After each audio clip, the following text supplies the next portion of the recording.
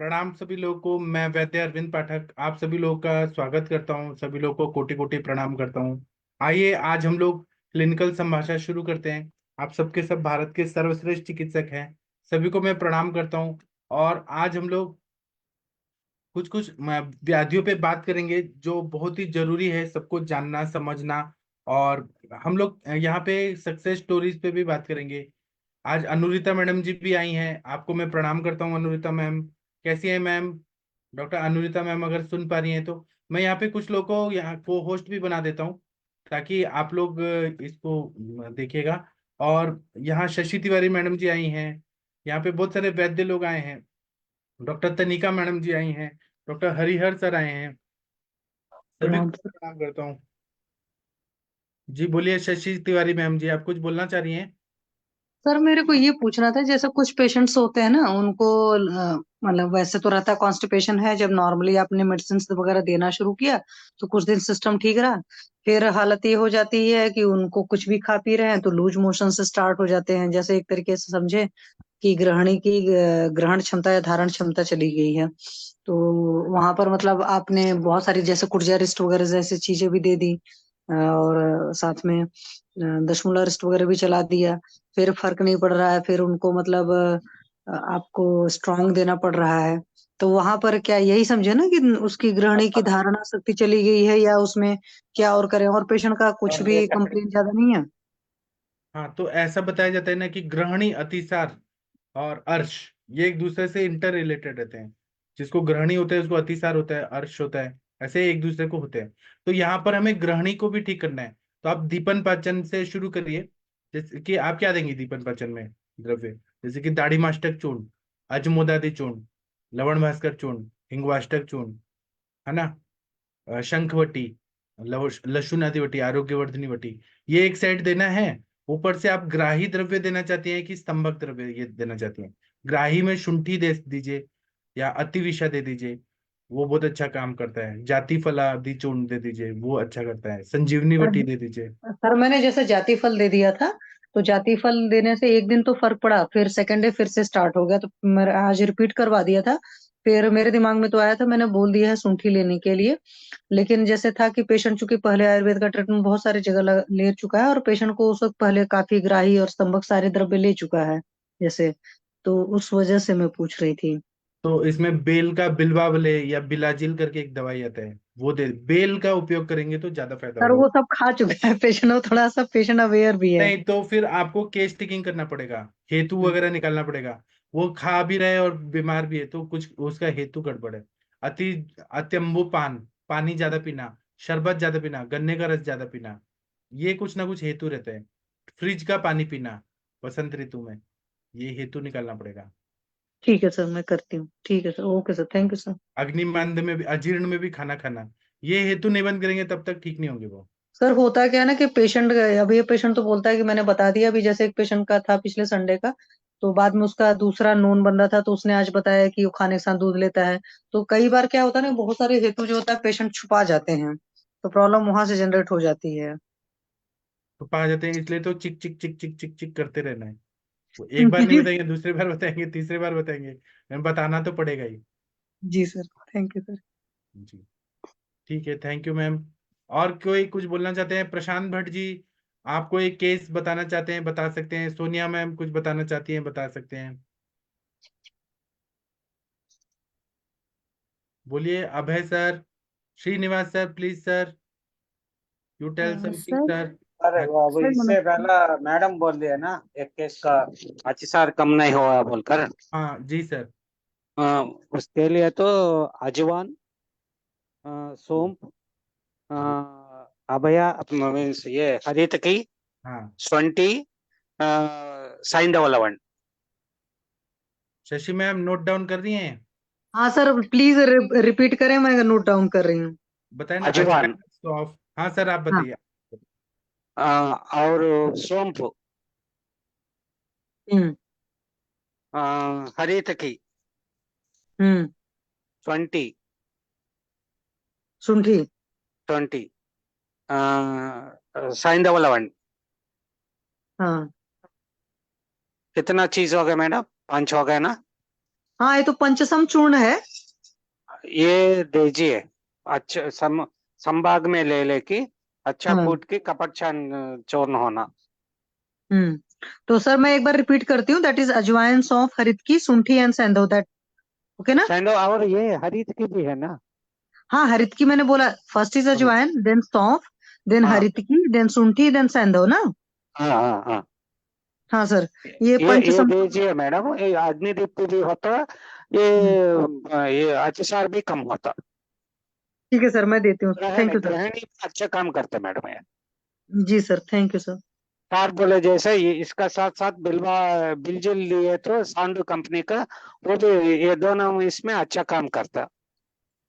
ठीक है सर, अभी मैंने आज उनको कुछ बताया हुआ है, कल वो करेंगे। एक चीज तो मेरे दिमाग में ख्याल आया लेकिन था, आप तो मैंने केस बोला टेकिंग वो भी देते करिए हैं। मैम, केस टेकिंग बहुत जरूरी है। हाँ और सर, वो तो पेशेंट मेरा ऑफलाइन पेशेंट है, मैंने किया हुआ 1-1.5 घंटे लगाए हुए हैं। पहले ठीक हो गया था काफी कुछ हद तक उसका बढ़िया, फिर बस्ती उस्ती भी शुरू कर दिया था। फिर इसमें बस्ती। जी सर। मैडम, हम्म। ज्यादा ज्यादा रहे तो मोशंस शालमिली चूर्ण भी मिला दे इसमें। हाँ सर, उसको ये क्या है, जैसे एक रात में 12 बजे मोशन हो गया, फिर सुबह 5 बजे हो गया, फिर एक बार 10-10 बजे के आसपास हो जा रहा है। तो 2-3 मोशंस आ जा रहे हैं, और पहले तो नहीं वीकनेस हो रहा था, अभी हो रहा है। शुरुआत में सर हाँ सारी चीजें ठीक थी। फिर क्या हुआ, हाँ बस्ती उस्ती दे रहे थे, बस्ती में भी ठीक था, फिर मैंने ऑयल चेंज किया, और उसके अच्छा बाद ये ट्रबल हुआ। मैडम, तो इससे पहले आप ये मसाला और ये चिंचा रहता ना, हम्म। टैमरिंड पूरा बंद कर देना, हम्म। तो पूरा वो, कम कर देना। वो हाँ सर, छाछ का वो सब तो साथ बंद खाना। एक्चुअल में। बियर सर, मैडम नॉर्थ इंडियन तो यहाँ चिंचा ज्यादा नहीं खाते हैं। जी, नहीं नहीं, हमारा तरफ तो ज्यादा खाते, इसलिए आप मैं बोल दिया। हाँ सर, सही बताया आपने, बहुत अच्छा बताया। तो मुझे एक एक्चुअल में अनुपसा टाइप से सिस्टम याद आया, तो मैंने कहा आज उसको कराती हूँ मैं कल। उसमें मैंने सुंठी ही मेन चलाई है, लेकिन कुछ और तरीके से अगर वो सक्सेसफुल रहा तो ठीक है, अदरवाइज तो फिर यही मैं सोच रही थी चलाने को। थैंक यू सर, ठीक मैं है मैम, चलाती हूँ इसको। थैंक यू ठीक सर, है okay. Ma'am, thank you. Sir Arvind sir. हाँ सर, नमस्ते सर, प्रणाम सर। सर नमस्ते सर, मेरे को ट्राइजीनियल पेन रहता ना सर, ये एक पेशेंट आया, हाँ सर। उसके लिए कौन सा दवा देना? सर उनको आप गाइडेंस दिए तो मैं कर। सर क्या क्या तकलीफ है, सिम्टम बताइए सर। ये लोअर जा और अपर जा में पेन रहता, ज्यादा बहुत अच्छा, ज्यादा पेन रहता सर, और वो बर्दाश्त नहीं कर सकते। तो जॉ के अंदर हो रहा है कि ट्राइजेमिनल एरिया में हो रहा है? वहां से शुरू हो कि ट्राइजीनियल नर्व का एरिया में हो रहा सर। हाँ तो सर इसमें कुछ दवाइयां मैं बताता हूँ, कुछ आप देखिए। एक तो वो 101 आवर्ती का शीर बला तेल का नस्य है, अगर आपके पास नहीं है तो मैं भेज दूंगा। उसका सर नस्य सर बहुत अच्छा फायदा होता है, हंड्रेड हाँ परसेंट पेन कम होगा। वो 101 आवर्ती वाला ही ज्यादा मात्रा में जाता है, बाकी तेल सर जाता नहीं है। मैं आपको भेज सर दूंगा, मेरा नंबर है, आपको करिए। दूसरा हाँ उसमें मैं कर। कर्ण पूरण करना है सर, कर्ण पूरण, वही तेल ओके का सर। कान में डालना है। तो ये बात के सर लिए हो गया।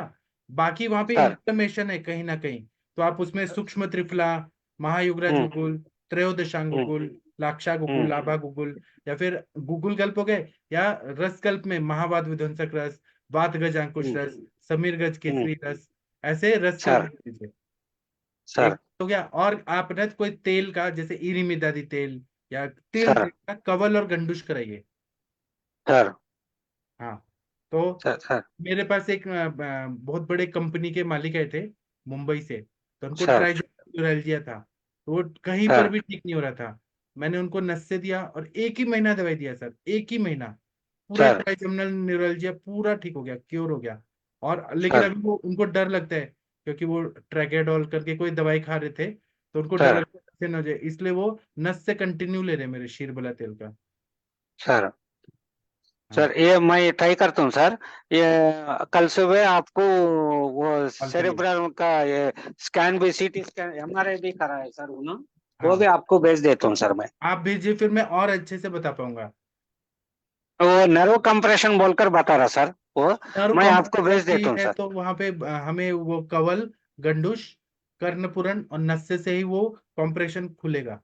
अच्छा सर, मैं आपको कल सुबह हाँ सर, हो सकते तो अभी कर देता हूँ सर मैं। अभी करिए, और सुबह मुझे 10 बजे कॉल करिएगा सर, तो मैं आपको। ठीक है सर, ठीक और है सर सर। मैं आपको वीडियो बता दूंगा, आप सर ना वैसे ही नस से करिए, और आपको ये केस को सॉल्व करना है sir. Okay sir. Thank you तो सर। सर वो क्षेत्रफल 101 आपका भेज दे, मैं हाँ, कल सुबह मैं आपको कांटेक्ट। वो भेजूंगा और एक पेन ऑयल भेजूंगा, एक पाव, थोड़ा ही भेजूंगा, सर उसको लगा सर देना है। लगाने के बाद वो पेन एकदम गायब हो जाता है। मस्कुलर पेन तो गायब हो जाएगा, इंटरनल नर्व का पेन है, उसके लिए नसें सर देना। ठीक है सर। जी सर, थैंक यू सर। हाँ ओके, प्रणाम सर। प्रणाम सर।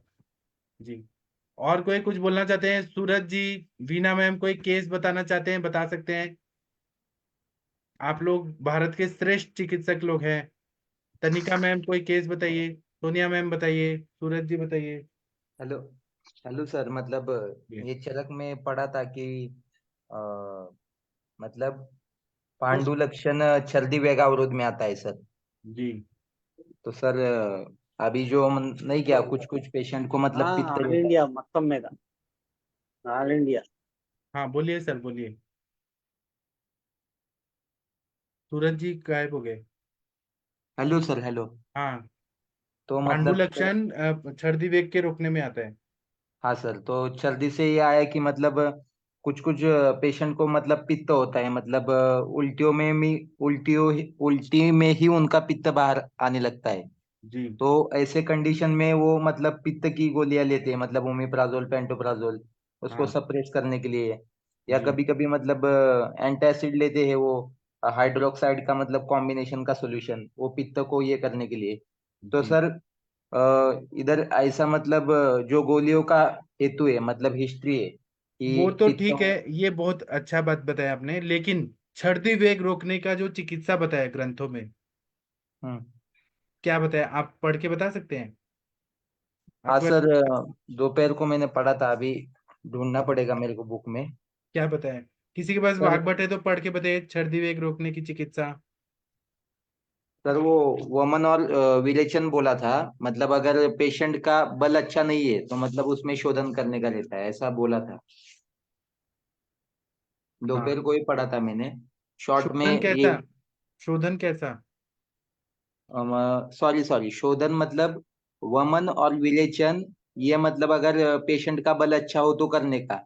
अगर पेशेंट का बल अच्छा नहीं हो और वो रुक्ष हो या दुर्बल हो, तो उस कंडीशन में शमन चिकित्सा देने का, मतलब ये सिद्धांत बोला था छर्दी का। जी और सर ये पूछना था कि मतलब अगर छर्दी वेग का अवरोध है, मतलब ऐसे पित्त के पेशेंट में, और ये पित्त की गोलियों का भी हेतु है, मतलब कंटिन्यू लेने का, और जी। उसमें अगर एचबी वगैरह का प्रॉब्लम है, तो सर हम कैसे मेडिसिन दे सकते हैं पेशेंट एचबी को। अगर कम करने, पहले तो आपने छर्दी का सब चीज ठीक कर दिया, दीपन पाचन कर दिया, उसके बाद में आपको क्या करना है कि दाढ़ी मादी घृत ऐसे स्नेहपान कराना है। ठीक है, स्नेहपान करा के उनको हमें स्नेहन कर देना है, थोड़ा थोड़ा मात्रा में स्नेहपान करें। उसके साथ में हमें जो लौह कण वाले जो है लौह कल्प, जैसे कि पुनर्नवा मंडूर है, ताप्यादि लौह, नवायस लौह, मंडूर भस्म, इसमें से कोई एक सेलेक्ट करिए, और उसका अनुपान क्या होगा, दाढ़िमा वाले या फिर द्राक्षा वाले, है ना, उसके साथ दीजिए। और खाने में भी आयरन रिच डाइट देना है, जैसे पालक का सब्जी, पालक का सूप वगैरह देना है, तो हो जाता है 3-4 महीने में। स्वर्ण माक्षिक भस्म बहुत अच्छा रहता है। हाँ सर, और ये मतलब अभी छर्दी वेग अवरोध का चैप्टर निकाला है मैंने वाग्भट का। हाँ, क्या चिकित्सा बताए और क्या क्या सर सिम्टम है? सिम्टम नहीं, पर इधर छर्दी में वमन विधान बताया है। प्राय सभी प्रकार की छर्दियाँ आमाशय में होने वाले उत्क्लेश के कारण उत्पन्न होती है। दोषों की उभड़ी हुई अवस्था, ये वातज आदि भेद से 3 प्रकार की होती है। इनमें वातज को छोड़कर अन्य छर्दियों में सर्वप्रथम लंघन कराना चाहिए। जो रोगी बलवान हो, अर्थात वमन करने कराने में घबराता ना हो, जिसके आमाशय में कफ अथवा पित्त दोष अधिक एकत्रित हो गया हो, और जो बार बार स्वयं थोड़ा थोड़ा वमन कर रहा हो, उसे भली भांति वमन करा देना चाहिए। छर्दी में विरेचन एवं शमन प्रयोग, उक्त विधि में वमन कराने के बाद भी उत्क्लेश शांत न हो तो संचित पित्त दोष को निकालने के लिए क्रमशः विरेचन कराना चाहिए। वह विरेचन हृदय के लिए हितकारक हो, अतः विविध प्रकार के उत्तम मद्यों, मनुका आदि फलों के रसों अथवा दूध के साथ वमन कारक औषध द्रव्यों का सेवन कराए। इस प्रकार का विरेचन प्रयोग आमाशय से ऊपर की ओर गए हुए कफ पित्त दोषों को नीचे की ओर ले आता है। इसके विपरीत जो रोगी रुक्ष तथा दुर्बल हो उसे शमन दोष शामक औषधि देनी चाहिए, क्योंकि वह वमन तथा विरेचन दोनों के लिए असमर्थ होता है। बहुत अच्छा बताया। ये जो हरिहर सर के पेशेंट है ना, उनके लिए ये चिकित्सा बहुत परफेक्ट है। डॉक्टर हरिहर सर, वो आपकी बच्ची जो थी जिसको उल्टी हो रहा था, उनका क्या अभी हालचाल है? वही हाल है सर अभी। तो उनको वमन करा दीजिए ना सर। मैं आपको थोड़ा सा मदन फल का चूर्ण भेज देता हूँ, उसको शहद में मिक्स करके चटा दीजिए, और थोड़ा यष्टि जी। मधु का फांट बना के, हाँ जी। तो हो जाएगा सर। और थोड़ा सा विरेचन का मैं कुछ दवाई दे देता हूँ, वो विरेचन करा देंगे, ठीक हो जाएंगे जी सर। थोड़ा थोड़ा करके। ठीक है सर, थैंक यू। अभी सर, मैं, हाँ बोलिए मैम, बोलिए। एक सीए का पेशेंट है सर, अभी आ रहा है। वो केमो चल रही है और रेडिएशन चल रहा है उनका। कहाँ? कॉक्सिक्सियल बोन का सीए डिटेक्ट हुआ है। तो एलोपैथी ट्रीटमेंट चालू है उनकी, मगर उनको अभी 5-6 दिन से उल्टी और विरेचन हो रहा है। अगर 5-6 विरेचन हो बार। रहा है ना, तो पित्त शामक द्रव्य देना पड़ेगा, जैसे हाँ, परिपाटी की बात। चंद्रकला। हाँ, हाँ, क्या क्या दूं सर? यही सब दे सकते हैं। पित्त शामक द्रव्य, बहुत सारे हाँ, द्रव्य मैं बता देता हूँ, जैसे हाँ, भूनिम्बादिक क्वाथ, परपटादिक क्वाथ, और फिर हाँ, उसके बाद में सारीवाद्यासव, उशिरासव, फिर हाँ, उसके बाद में गोदुग्ध भावित प्रवाल पंचामृत। हाँ। और ग्रहणी दृष्टि है तो आप उसमें ग्रहणी पे काम करने वाली दवाइयाँ, आरोग्यवर्धिनी वटी, परपटिकल्प दे दीजिए। पंचामृत परपटी। हाँ, वो दे दीजिए। अच्छा। और पित्त वाला सारे सिम्टम है हाँ, ना, तो आप हाँ, हाँ, सारिवा अनंता, हाँ, सारिवा अनंता एक हो गया, शतावरी, फिर हाँ, तिक्त रक्तपाचक, रक्तपाचक हाँ। से बहुत अच्छा फायदा हो रहा है। रसपाचक जो देख तिक्त रसात्मक है, कषाय देख देख। रसात्मक है, वो दे हाँ, दीजिए। जैसे लोद्र देख। का चूर्ण दे दीजिए, बहुत अच्छा काम करेगा। हाँ, हाँ, चंदन, चंदन का और हल्दी का फांट, वो दे हाँ। दीजिए, हो जाएगा ठीक। अच्छा, थैंक ये यू तो मैंने सर। थोड़ा ही बताया, आपको और ढूंढना पड़ेगा पित्त शामक सारे द्रव्य। देखती हूँ। हेलो। हाँ जी सोनिया मैम, बताइए। हाँ जी। सर, ये सीए के पेशेंट्स में ये पोस्ट कीमो के साइड इफेक्ट्स होते हैं सर, जनरली वॉमिटिंग और लूज मोशन लगते ही हैं जनरली पेशेंट्स को सर। जी। मैंने कैंसर डिपार्टमेंट में 2 इयर्स जॉब की है as a medical officer Jindal hospital Hisar में। तो मोस्ट ऑफ द पेशेंट्स को ये प्रॉब्लम होती थी, लूज मोशंस एंड वॉमिटिंग्स की आफ्टर कीमो। तो आप क्या दवाई देती थी मैम? सर वहां तो वही है, ग्रैनी फोर्स जो एलोपैथिक मेडिसिन हम वॉमिटिंग के लिए देते थे। वो साथ में हम उनको जब पेशेंट को कीमो लगा के भेजते थे तो साथ में ये ऐड करके भेजते थे उनको। जैसे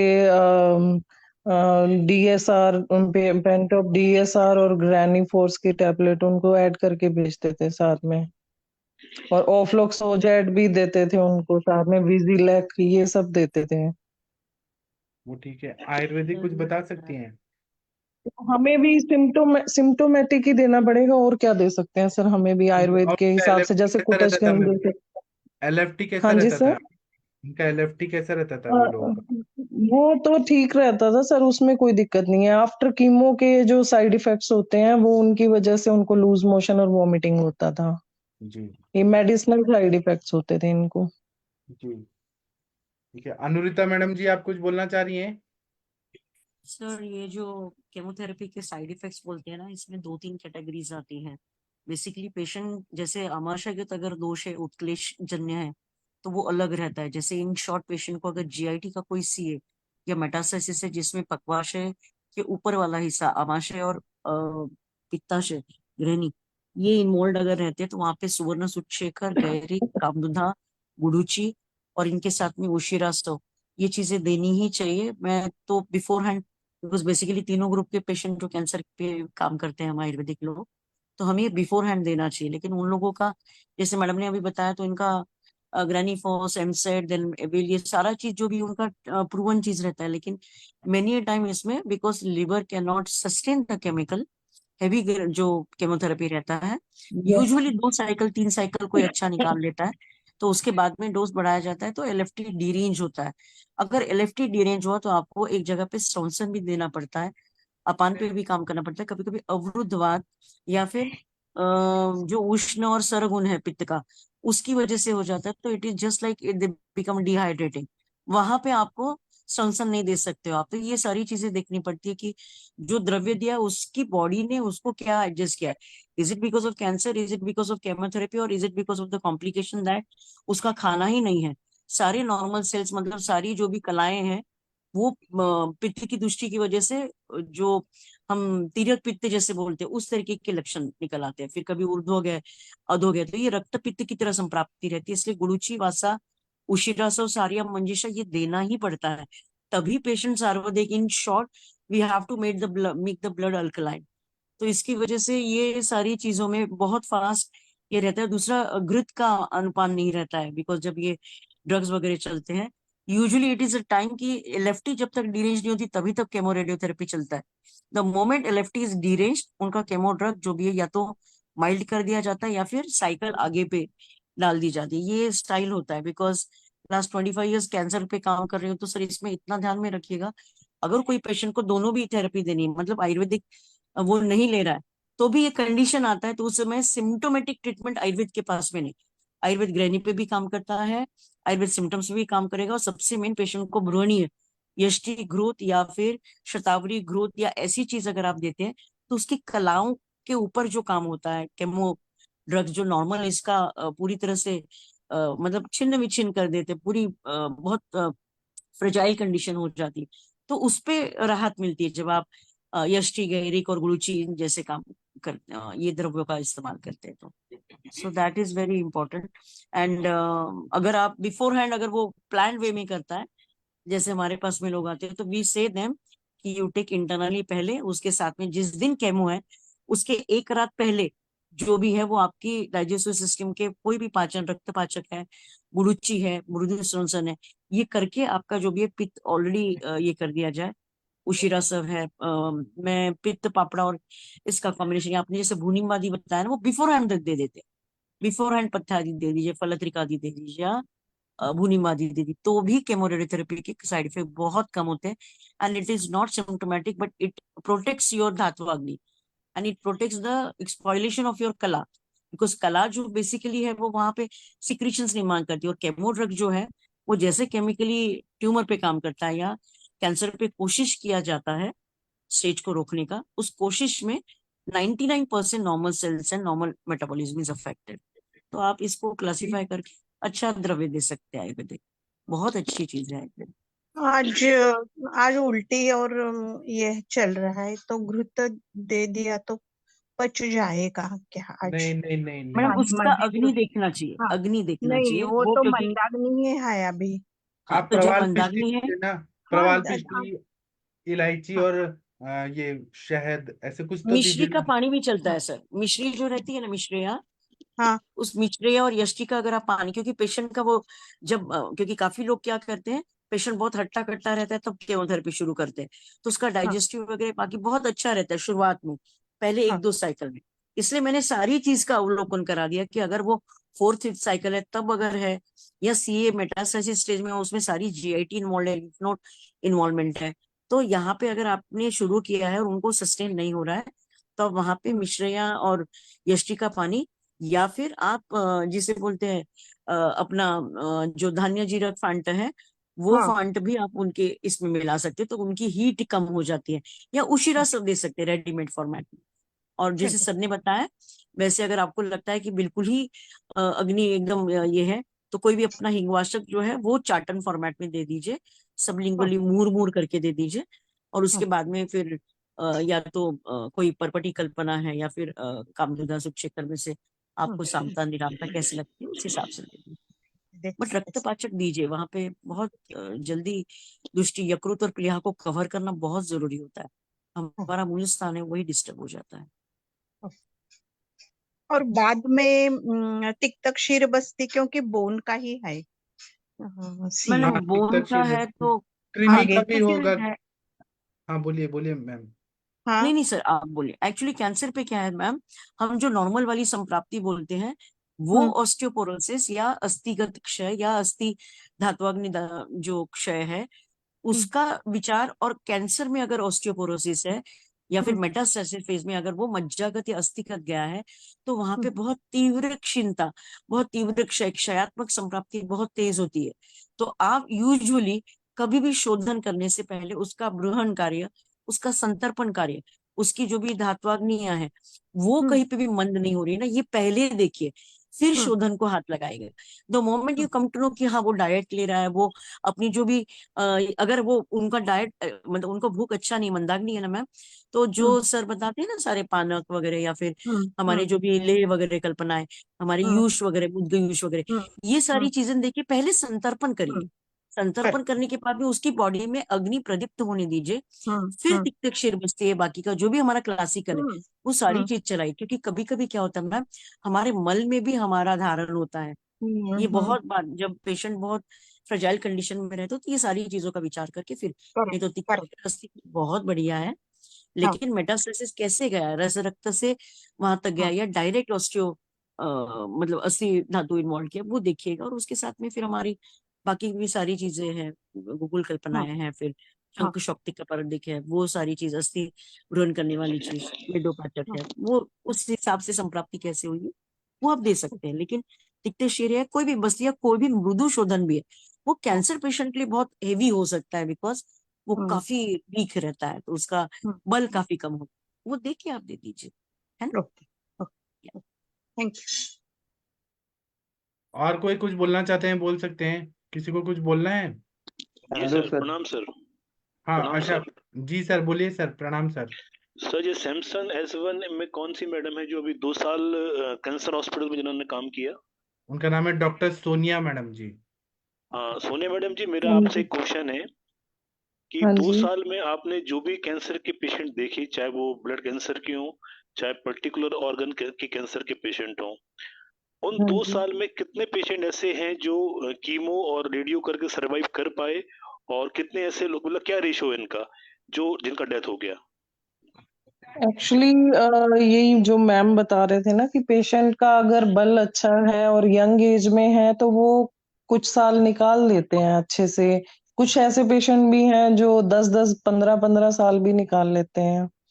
बट सब केसेस में ऐसा नहीं होता। ओल्ड एज पेशेंट में थोड़ा सा जल्दी भी हो जाता है, बट फिर भी सर्वाइवल ठीक है आफ्टर कीमो। लेकिन कीमोथेरेपी को डाइजेस्ट करना भी एक बहुत ही मुश्किल है पेशेंट के लिए। Sonia ma'am ji, thank you very हाँ मच। जी। आप जो भी बोल रहे हैं, लेकिन मैं परसेंटेज बताऊं, आप थोड़ा सा चेक कर लीजिएगा, बिकॉज शायद आपका एक्सपीरियंस मेरे से ज्यादा हो सकता है, because you are particularly into cancer. No ma'am. Bhatt साहब, thank you for this question, because इस क्वेश्चन से मैं और मोटिवेट होती हूँ। यूजुअली सर ये परसेंटेज 2% तक रहता है कैंसर सर्वाइवल का, और जो मैडम बता रही है 10 साल या 15 साल, वो उन लोगों में रहता है कि जो 35 के अंदर, 40s के अंदर सर्जरी, केमो, रेडियो बहुत फास्ट ले लेते हैं, और उनकी बॉडी का जो उनका बल है, जो उनकी धात्वाग्नियां हैं, वो अच्छी तरीके से फिर से रिकवर हो पाती है, उनको चांस मिलता है। वो लोग ही बिल्कुल 10 या 15 साल तक सस्टेन करते हैं। Otherwise post chemo radiotherapy cancer का सर्वाइवल रेट जो भी है, नॉट मोर देन 2 years। फिर से रिकरेंस, फिर से metastasis, the moment cycles are close, उसके बाद में अटमैक्स 1 साल तक रिपीटेड 3 या 4 पेट स्कैन के इसमें यूजुअली दूसरा तीसरा साल होता है कि जब मेटास्टेसिस और स्पीड से आता है। ये शायद रूबी जहांगीर और मेरा बाकी का एक्सपीरियंस है, मैम अपना एक्सपीरियंस शेयर कर सकती है। लेकिन आयुर्वेदिक के साथ में जो भी है, ये सर्वाइवल रेट जो 2% recovery with chemo and radiotherapy with surgery है, तो ये रेट आयुर्वेद के साथ में इससे कई गुना ज्यादा है। कई गुना ज्यादा मतलब more than 2 years and at max 25 years, अगर वो पेशेंट अच्छे हेतु, अच्छा आयुर्वेदिक, अच्छा शोधन, सारी डूज डोंट्स, और सबसे मेन वैचारिक लेवल पे, मानसिक लेवल पे अगर वो अपना स्थिरता और अपने बल को बहुत अच्छी तरह से रिगेन करता है, that can be any cancer sir, any cancer. वो कैंसर के ऊपर उसका लाइफ रेट नहीं रहता है, सिर्फ क्योंकि एलोपैथी जब केमो नहीं कर पाती, सर्जरी नहीं कर पाती, मेटास्टेसिस 3rd 4th स्टेज पहुंच चुका है, तो वो कुछ दिन बता देती है आपको, क्योंकि उनको मालूम है कि द डिजेनरेटिव डिसीज है ये, तो ये बहुत जल्दी ग्रस्त कर लेती है। इनका विकासित्व, इनका जो भी स्पीड है वो बहुत फास्ट है, लेकिन इनकी वैवाहिक विकासित्व से ज्यादा अगर हम आयुर्वेद में ये जो भी मतलब जो हमारी जैसे विष कल्पनाएं ले लीजिए, तो जैसे विष अलग अलग कलाओं को ग्रस्त करता है, तो उसके अगेंस्ट जब आपको काम करना है तो हमारे शास्त्र में बताया गया है। इन द सेम वे हमें आयुर्वेद की ट्रीटमेंट में भी उन सारी चीजों को कैप्चर करते करते हम ट्रीटमेंट करते हैं, तो अलग अलग धातुओं के वहां के बल को, वहां की अग्नि को अगर हम रेस्टोर कर लेते हैं, सबसे मेन है जाठराग्नि, और उसके बाद में आपका रक्त एंड रस धातु। इन दो चीजों पे अगर हम रेस्टोरेटिव काम कर लेते, we have got very good immunomodulation, we have best restorative, जिसे बोलते हैं कि प्रतिकार शक्ति बहुत फास्ट बढ़ाना, और दूसरी उसके साथ में एंटी कैंसरस आपकी खुद की इम्यूनिटी को इतना प्रबलभूत करना कि आपकी सेल्स खुद काम करके सीए सेल्स को कम करती। We do act on CA marker sales.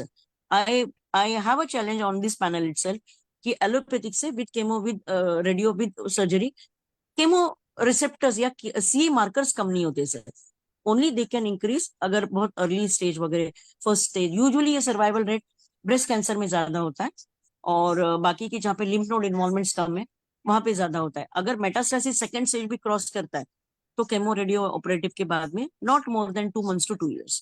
अगर मैं इसमें गलत हूँ मैम तो आप मुझे करेक्ट कर दीजिएगा प्लीज।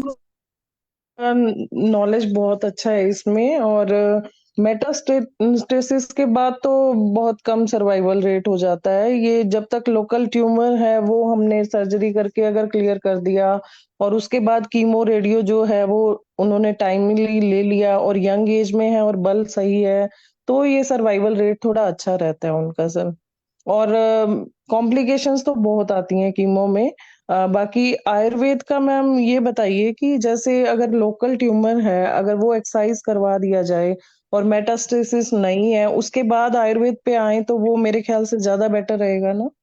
मैडम अगर ट्यूमर का साइज और ट्यूमर अगर रेस्ट्रिक्टेड है, उसके हेतु अगर पता चल जाती, जैसे इन सिंपल हाँ शॉर्ट वे जी, में बोलती हूँ कि अगर आपका डेंचर खराब है, वो डेंचर का हाँ कोई टूथ जी, अगर आपका इरिटेट कर रहा था, जिसकी वजह हाँ से वहां पे जी, ओरल कैंसर, सबम्यूकस फाइब्रोसिस और ओरल कैंसर फाइंड आउट हुआ है, कोई मेटास्टेसिस नहीं है, अगर हमने हाँ वो जी, सिर्फ मुंह की या हाई मतलब जिसे बोलते हैं ना हमारा मुख वीवर, वहां तक अगर हाँ हमने जी, रेस्ट्रिक्ट कर लिया, मैडम आपको एक्सीजन का भी जरूरत नहीं पड़ता है, बिकॉज इन माई एक्सपीरियंस अगर ट्यूमर रेस्ट्रिक्टेड है, आप वहां पे केमो रेडियो की बजाय एक्सरसाइज करिए।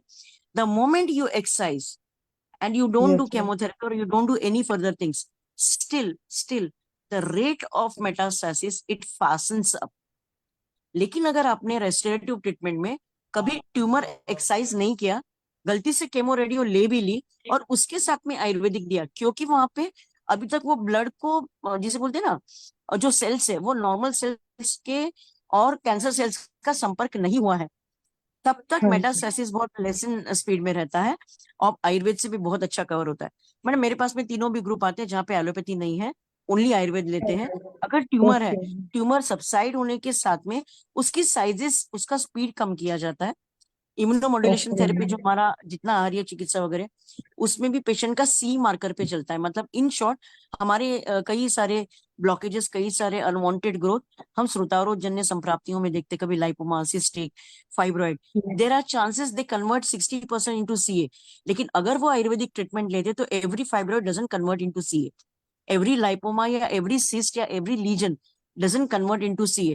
But you see there is cystic kidney, there is no treatment in allopathy, but they say कि अगर ये रहेगा तो बाद में कन्वर्ट हो सकता है। लेकिन आयुर्वेद अगर इसको अवरुतवाद की तरह ट्रीटमेंट करता है, और आप सर के लेक्चर सुनिए, अपने अरविंद सर के, बहुत अच्छी अच्छी कल्पनाएं, बहुत अच्छे अच्छे योग बताते हैं। तो हमारी जो भी एंटी कैंसर थेरेपीज है, आयुर्वेदिक ट्रीटमेंट्स है, ये बहुत अच्छी यस कारागार रहती है 3 चीजों पे, ट्यूमर साइज कम करने के लिए, या फिर ट्यूमर नील नहीं होगा लेकिन उसका स्पीड नहीं बढ़ेगा।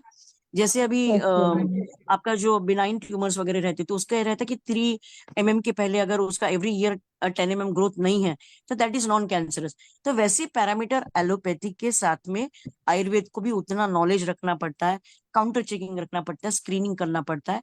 But believe me, with no side effect, with very less this thing criticalness, you can handle any cancer case in a very early phases also, और अगर लेट फेज भी हुआ तो भी जो सस्टेनेंस जो हम आयुर्वेदिक लोग देते हैं मैम, वो एलोपैथी में नहीं है। द बिल्कुल moment it touches first stage metastasis, patient fragile हो जाता है, और सब कुछ खत्म होने के बाद में जो आयुर्वेद के पास में आता है, जिसकी वजह से आयुर्वेद को चांस नहीं मिलता है। तो नहीं आप वहां पे मिलता। कभी भी नेक्स्ट टाइम ऐसे कोई केस हो, हाँ ऐसे हाँ केस हो जी, सकती है मैम कि जो केमो रेडियो अफोर्ड नहीं कर सकता है, पक्का ऐसे यस केसेस को मैम, आप हैंडल कीजिए, बहुत अच्छा रिजल्ट ठीक मिलेगा है। आपको। Okay, thank you ma'am, thank you, बहुत माय अच्छा प्लेजर। बताया आपने। हाँ नहीं जी, मैम, आपके भट्ट सर को थैंक यू जाता है, बिकॉज ये मैं बोलूँ ना तो ये बहुत अघावपना होता है, या फिर मेरी प्रैक्टिस की वजह से लोगों को लगता है मैडम बहुत बात करती है, लेकिन आप जहाँ पे एक्सपर्टाइज है, जब आप बोलती है तो लोग बहुत जल्दी विश्वास करते हैं कि नहीं, केमो रेडियो से पहले आयुर्वेद को चांस दो, सी मार्कर देखो, एलएफटी अगर अच्छा है तो झट से केमो पे मत आओ, ये देखो कि आपके अंदर की सेल्स, आपकी सारी जो भी धातुएं, वहां अवस्था कहाँ तक गई है, रस रक्त अगर बिल्कुल, रेस्टोर्ड है, अच्छा है, ठीक है। आरबीसी अच्छा है, डब्ल्यूबीसी इन कंट्रोल्ड है, प्लेटलेट इन कंट्रोल्ड है, you get very good regeneration in Ayurveda also. और अगर ये थैंक स्पॉइल्ड है यू। तो भी हम इस स्टेज को रेस्ट्रिक्ट कर सकते हैं, because the moment platelet down होता है, आरबीसी डाउन होता है, एलोपैथी स्टॉप कर दिया जाता है, दे कैन नॉट रेस्टोर रक्त धात्वांग। यस चलिए, मैम। बहुत अच्छा बताया आपने, वेरी गुड। एक सेकंड क्वेश्चन और है मेरा आपसे, कि यदि आपने बोला कि इसको हम कैटेगरीज बाई बांटते हैं कि अपन कीमो आयुर्वेद, सिर्फ कीमो, कीमो रेडियो, यदि कैंसर को सिर्फ आयुर्वेद दिया जाए तो इसमें सक्सेस रेट कितना है, ये बताइए। मैम सर, आप मुझे पूछ रहे हैं कि मैम को पूछ रहे हैं? आपसे आपसे पूछ रहा हूँ। मुझे पूछ रहे हैं सर। अभी सक्सेस रेट में मैं अगर आपको ये बता दूं कि जैसे पोस्ट सर्जरी के बाद में भी मेटास्टेसिस हुआ है, फिर एलोपैथी बोला है कि अभी केमो रेडियो हम कर चुके हैं, 60 एज हम नहीं कर पा रहे, तब भी पेशेंट उसके बाद में 9 से 10 साल जीते हैं विदाउट केमो रेडियो। आयुर्वेद भी, बिकॉज आयुर्वेद थोड़ा कॉस्टली पड़ता है, शोधन पत्या लोग नहीं पालते हैं, इसकी वजह से बहुत माइल्ड मेंटेनेंस डोज रहता है, तब भी पेशेंट को इन 9-10 सालों में, या जो भी पेशेंट सस्टेन होते हैं, वो कभी भी कैंसर की वजह से फ्रेजाइल होके जर्जर करके नहीं मरे सर। मेरी 26 ईयर्स की प्रैक्टिस में बता रही, I would say the success rate is more than 60% जो पेशेंट फॉलो करते हैं, और जो बचा हुआ 40% है, उसमें या तो आयुर्वेद लीव कर देते, या फिर कोई जैसे मेरे पास में एएमएल सीएमएल की केसेस आती हैं, तो उस वक्त में सब कुछ होने के बाद में आने की वजह से हम जब सेल्स वगैरह को रेस्टोर करते हैं, धात्वाग्नि रेस्टोर करते हैं, सब बताते हैं, खान पान पे ध्यान दो, तो उनमें से कोई आके बताता है कि नहीं केमो रेडियोथेरेपी नहीं तो मर जाएगा, और बाद में पता चलता है वो केमोथेरेपी करते करते 2-3 महीनों में गया। ऐसे कंडीशन में we can't give that blame to Ayurveda also. अगर आप 3 ग्रुप अगर बोलेंगे तो यस, जैसे मैडम ने कहा, एक ट्यूमर है और उसको रेस्टोरेटिव ट्रीटमेंट आप आयुर्वेदिक भी दे रहे, फिर आप रिसेक्शन कर रहे, तो उसका हीलिंग अच्छा होता है। उसके बाद में पेट स्कैन किया गया, अगर कोई मेटास्टेसिस फाइंड आउट नहीं हुआ, continue Ayurvedic, go very good, follow up with modern people, every 6 month आपका पेट स्कैन रिपीट होना चाहिए, एवरी 3 मंथ सी मार्कर रिपीट होना चाहिए, और सबसे मेन चीज, पेशेंट का वेट की बजाय पेशेंट की अग्नि पे ध्यान देना चाहिए। वो खाना खा रहा है तो वो हजम हो रहा है क्या, उसका अग्नि, उसका डाइजेस्टिव मतलब पकवाश, उसका कोई कॉन्स्टिपेशन नहीं है ना, इन सारी चीजों पे रस रक्त अस्थि मज्जा, ये 5 धातु अगर आपने कैप्चर कर लिया और वो उसमें कोई बिगाड़ नहीं हो रहा है, आई बेट यू सर, जो भी आपका ट्रीटमेंट चल रहा है आयुर्वेदिक मॉडर्न वगैरह, it is going on a very best pathway. अगर इससे कोई भी चीज अगला धातु अगर इंक्लूड हो जाता है, फिर उसके बाद में स्पीड आप कंट्रोल नहीं कर सकते। ये एलोपैथिक जिसका ट्रीटमेंट साथ में चलता है, उसके लिए मैंने एक जस्ट रफ मार्कर बोला sir, actually this is not a way. हमारा तरीका आयुर्वेद का आपको तो बहुत अच्छी तरह से मालूम है, सारे हमारी स्रोत से हमारे जो भी लक्षण है, हमारे जो भी हेतु है, उसमें उसकी मानसिक हेतु है, फैमिली कितना सपोर्टिव है, वो कितना हेल्दी है, इकोनॉमिक उसका कंस्ट्रेंट कैसा है, बिकॉज काफी बार क्या रहता है, जैसे अभी मेरा एक सी कोलॉन का केस है जो पटना से मेरे पास में आता है, तो वो जो केस है, जस्ट बिकॉज ऑफ इकोनॉमी, जब भी वो टेंशन वगैरह लेता है तो उसका मलीना आता है, जबकि जब वो यहाँ पे आके मात्रा बस्ती लेता है, आयुर्वेदिक ले रहा है, उसका सी मार्कर 26 तक आ गया है sir. He was with metastasis 38 age, C colon, और उसका कंप्लीट जो कोलॉन का है वो 3 mm 4 mm से ज्यादा उसका थिकनिंग वगैरह था, तो उसका स्टूल पूरी तरह से कंप्रेस होता था। अभी कोई पेन नहीं है, अच्छा है, उसको मैंने काम करने के लिए भी जाने के लिए बोला है।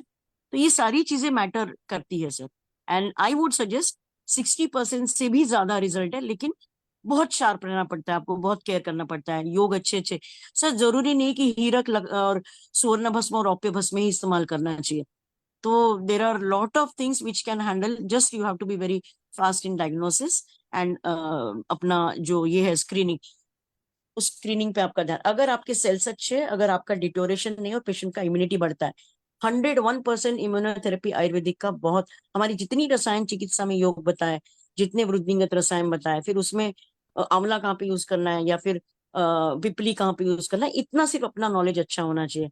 और अगर उसको पेय देना है तो सिंपल पानी देने की बजाय आप सोना जल दीजिए, आप तकरारिश दीजिए, या फिर आप जीरा काद्यासो दीजिए। ये तरीके का दिमाग लगाना पड़ता है, बाकी कुछ भी नहीं sir. You just have to manage the case and it is best in Ayurveda if you do it. आप 8-10 केसेस हैंडल करके जब आपके ध्यान में आता है, you increase with your confidence. Just handle the cases. Ayurveda has got very good results. Her case लीजिए। अच्छा, हेलो। एक क्वेश्चन Yes, मुझे sir. और पूछना था। जो 60% रेशियो आपने बोला है कि इसमें पेशेंट सरवाइव कर जाता है, इन 60% रेशियो में कोई ऐसा पेशेंट है जो 100% क्योर हुआ हो? 100% क्योर? सर जी जो लोग 25 और 20 साल जिए उनका फॉलो बाद में शायद मेरे से देखा नहीं गया, लेकिन जब भी पता चला है, जैसे मेरा एक गिर और लातूर इस एरिया में जो केस था, उसको लास्ट 15-20 डेज दिए थे एमबी अग्रवाल। एमबी अग्रवाल हमारे महाराष्ट्र में बॉम्बे के सबसे बड़े हेमाटोलॉजिस्ट एंड सीए कंसल्टेंट है। जैसे हमारे पूना में मिनीश जैन सर है। मैंने मिनीश जैन, शोना नाग और इन सारी हस्तियों के साथ में नॉलेज लेने का मुझे अनुभव मिला, बिकॉज आई वॉज एन को पैनल विद दीज हॉस्पिटल्स।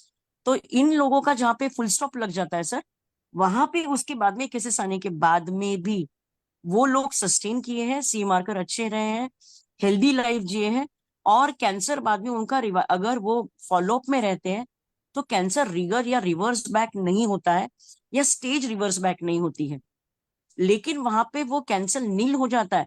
ये जब तक उस पर ठप्पा एलोपैथिक का नहीं लगता है तब तक वो हमारा चीज नहीं मानते हैं। कुछ लोग तो सर पिट स्कैन भी नहीं करते मेरे, बिल्कुल पेट स्कैन नहीं करते हैं। इनमें एक लाइव एक्चुअली अपने पास में 2 साल पहले होती तो वो केस अपने साथ में आती थी।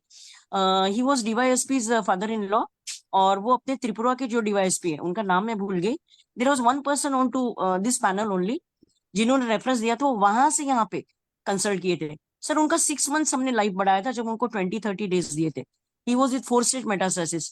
लेकिन जब वो गुजरे ना सर, आयुर्वेदिक बंद होने के बाद में 2 मंथ की फिर से केमो रेडियोथेरेपी के बाद में गए। जब उनको 20 डेज दिया था तो जो 4 मंथ्स हमने बढ़ाया था उसमें कोई पंचकर्म करने वाला नहीं था। मैंने आयुष के पैनल पे भी डाला था, वो पर्सन यहाँ पे आ नहीं पा रहे थे क्योंकि पेशेंट उसको लैंग्वेज मेरी समझती नहीं थी।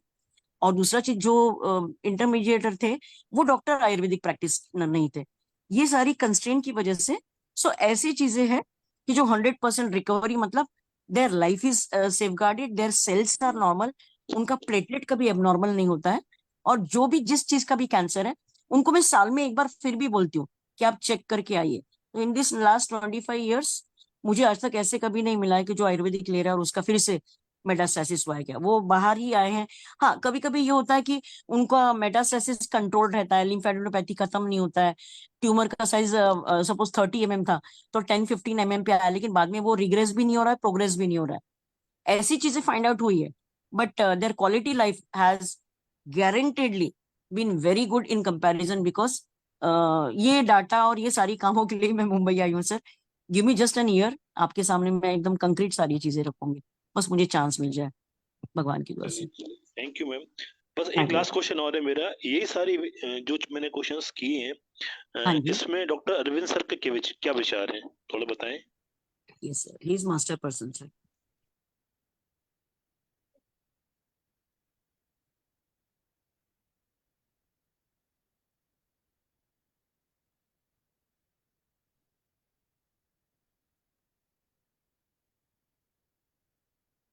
Arvind sir,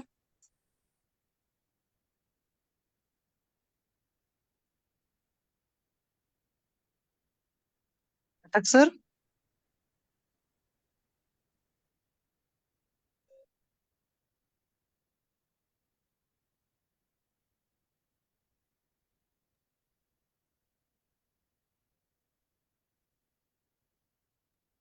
hello ma'am.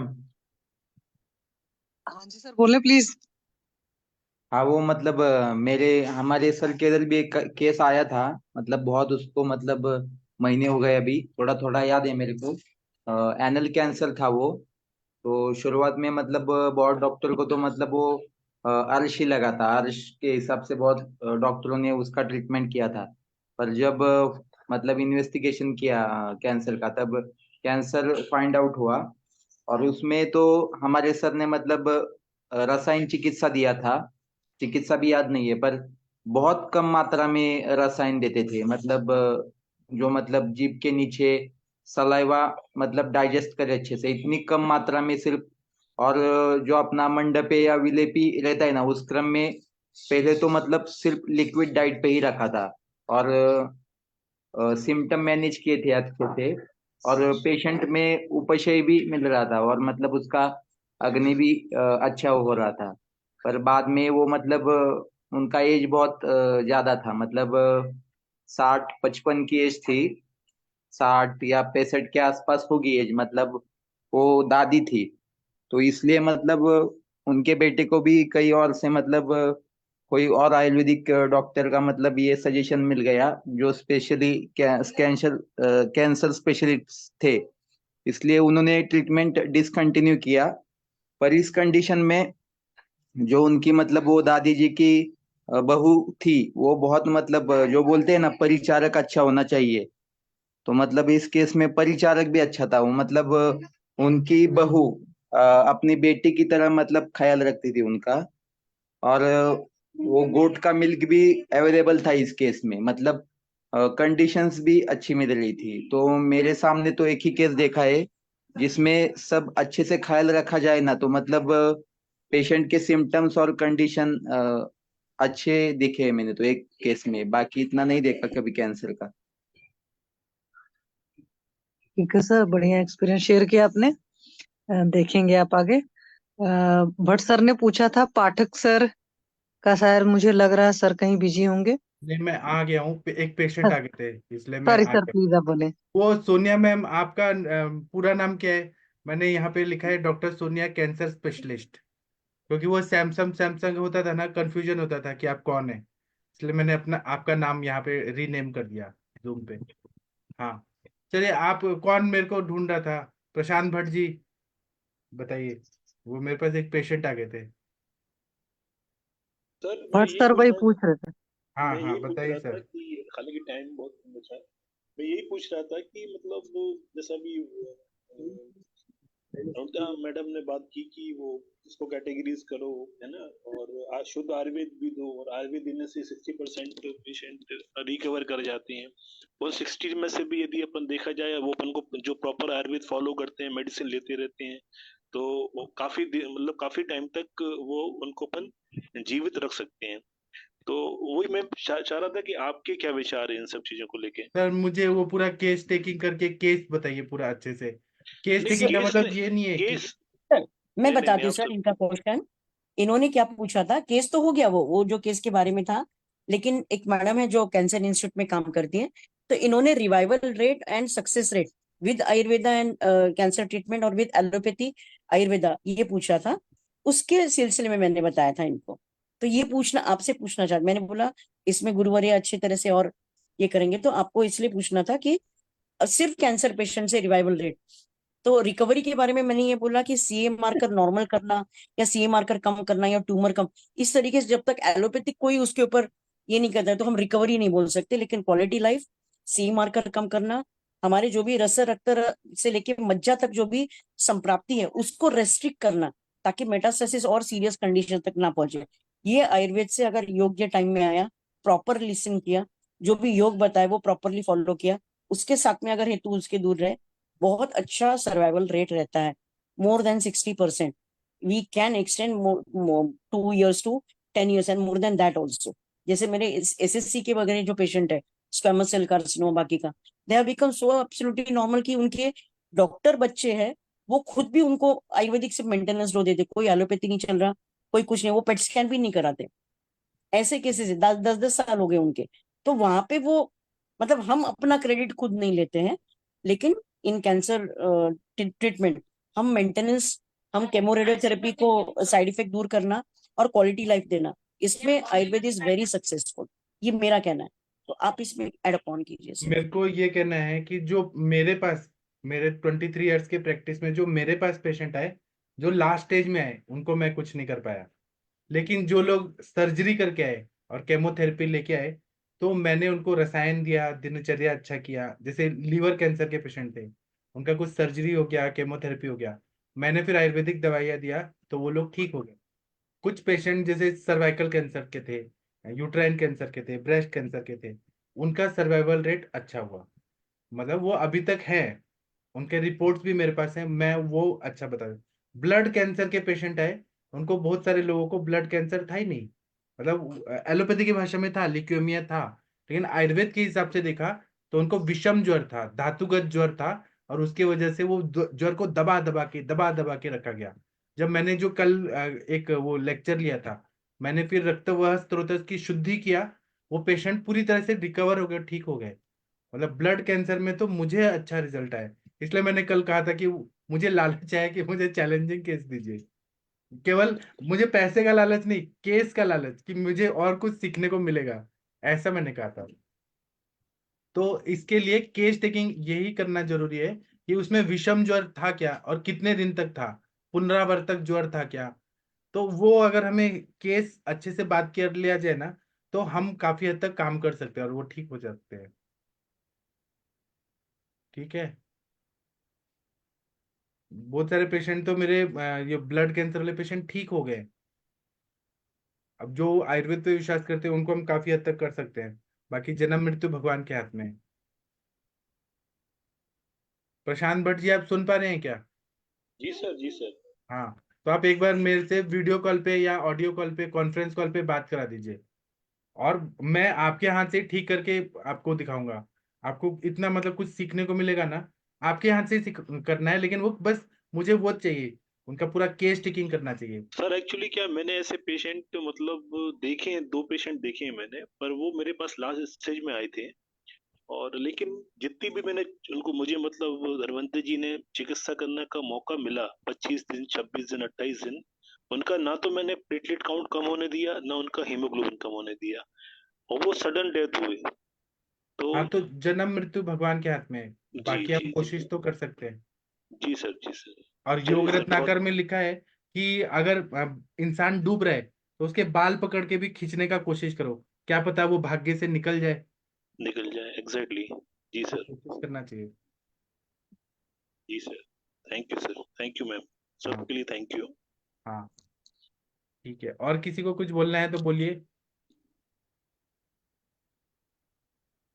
हमें कम से कम वो केस से ये तो पता चलेगा कि धातुगत ज्वर था, उसके बाद में ये हमने दवाई दिया, तो प्रोग्नोसिस अच्छा हुआ, नेगेटिव हुआ, क्या हुआ, कुछ तो सीखने को मिलेगा।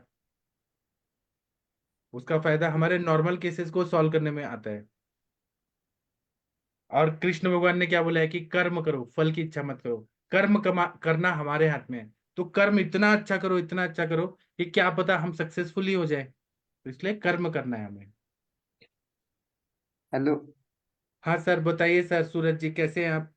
हेलो सर, मतलब मैंने ये पढ़ा था हमारे नोट्स में कि भाव प्रकाश अनुसार अर्बुदनाशक कंद मतलब वन पलांडु है, तो मतलब इसका मतलब ये थियोरेटिकल नोट्स है सिर्फ ये, तो इसका किसी ने मतलब आपने कभी एक्सपीरियंस किया है क्या इसका यूज करके क्या कुछ?